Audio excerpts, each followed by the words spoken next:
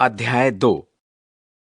जब पिन्तेकुस्त का दिन आया तो वे सब एक जगह इकट्ठे थे और एकाएक आकाश से बड़ी आंधी की सी सनसनाहट का शब्द हुआ और उससे सारा घर जहां वे बैठे थे गूंज गया और उन्हें आग की सी जीभें फटती हुई दिखाई दी और उनमें से हर एक पर आ ठहरी और वे सब पवित्र आत्मा से भर गए और जिस प्रकार आत्मा ने उन्हें बोलने की सामर्थ्य दी वे अन्य अन्य भाषा बोलने लगे और आकाश के नीचे की हर एक जाति में से भक्त यहूदी यरूशलेम में रहते थे। जब वो शब्द हुआ तो भीड़ लग गई और लोग घबरा गए क्योंकि हर एक को यही सुनाई देता था कि ये मेरी ही भाषा में बोल रहे हैं। और वे सब चकित और अचंभित होकर कहने लगे, देखो ये जो बोल रहे हैं क्या सब गलीली नहीं? तो फिर क्यों हम में से हर एक अपनी अपनी जन्मभूमि की भाषा सुनता है?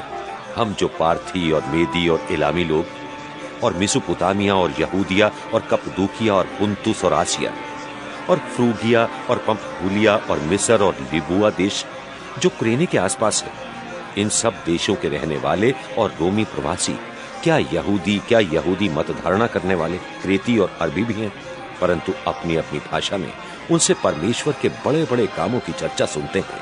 और वे सब चकित हुए और घबरा कर एक दूसरे से कहने लगे कि ये क्या हुआ चाहता है?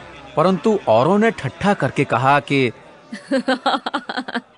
वे तो नई मदिरा के नशे में है। पतरस उन 11 के साथ खड़ा हुआ और ऊंचे शब्द से कहने लगा कि हे यहूदियों और हे यरूशलेम के सब रहने वालों, ये जान लो और कान लगाकर मेरी बातें सुनो।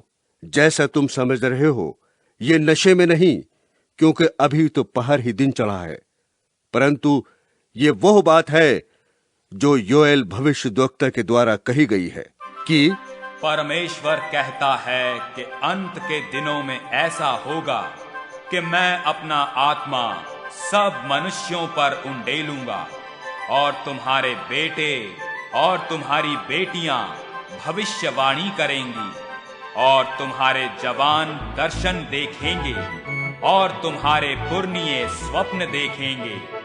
वरन मैं अपने दासों और अपनी दासियों पर भी उन दिनों में अपने आत्मा में से उंडेलूंगा और वे भविष्यवाणी करेंगे। और मैं ऊपर आकाश में अद्भुत काम और नीचे धरती पर चिन्ह अर्थात लहू और आग और धुएं का बादल दिखाऊंगा।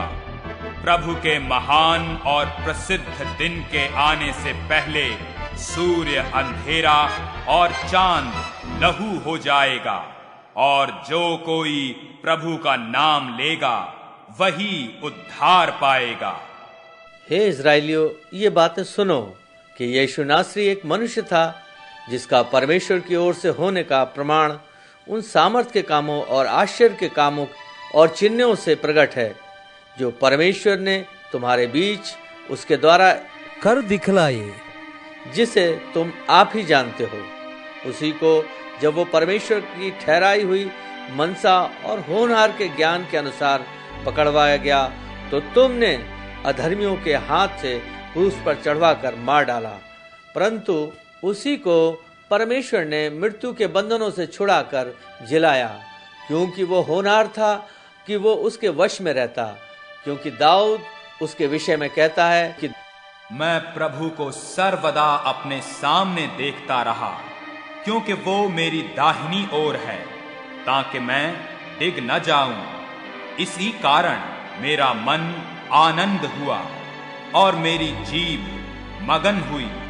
वरन मेरा शरीर भी आशा में बसा रहेगा, क्योंकि तू मेरे प्राणों को अधोलोक में न छोड़ेगा और न अपने पवित्र जन को सड़ने ही देगा।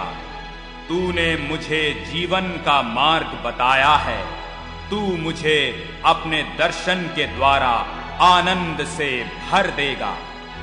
हे भाइयों, मैं उस कुलपति दाऊद के विषय में तुमसे साहस के साथ कह सकता हूं कि वो तो मर गया और गाड़ा भी गया और उसकी कब्र आज तक हमारे यहाँ वर्तमान है।